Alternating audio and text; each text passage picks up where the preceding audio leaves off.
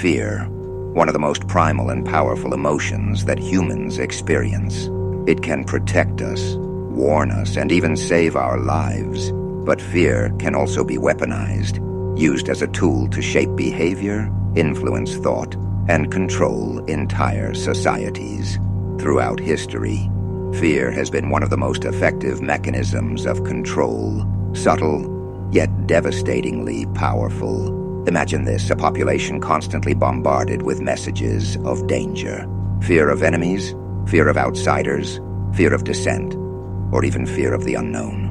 When fear takes root in the collective psyche, people seek safety and order, and in doing so, they become more willing to surrender freedoms, question less, and follow authority blindly.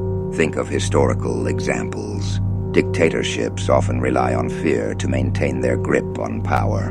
By painting a picture of constant external threats, whether it's an enemy nation, a marginalized group, or internal dissent, they unite their people under a banner of protection. The message is simple: you need us, or chaos will follow.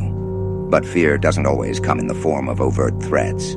Sometimes it's much quieter, woven into laws, policies, or cultural norms.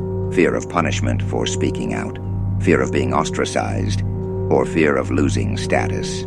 These forms of control are harder to detect because they feel like a part of everyday life. Religious institutions have also, at times, used fear as a tool. The fear of eternal damnation or divine punishment has shaped the behavior of societies for centuries. While faith can be a source of hope and unity, fear-based narratives have been used to suppress dissent, maintain control, and enforce conformity.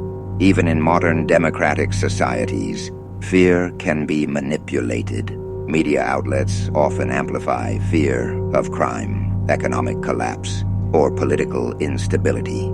Fear sells headlines and keeps people glued to their screens. Politicians, too, sometimes play on this fear to gain votes, pushing narratives that divide and polarize. But why does fear work so well? The answer lies in our biology. When we're afraid, our brain's fight-or-flight response kicks in.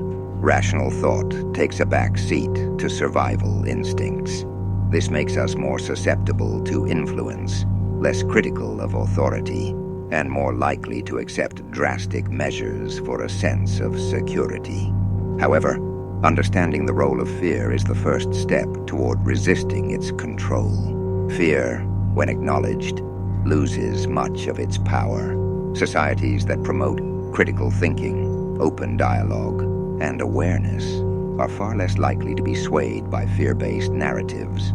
The role of fear in controlling societies is as relevant today as it has ever been. But the choice lies with us, whether we let fear dictate our lives or rise above it.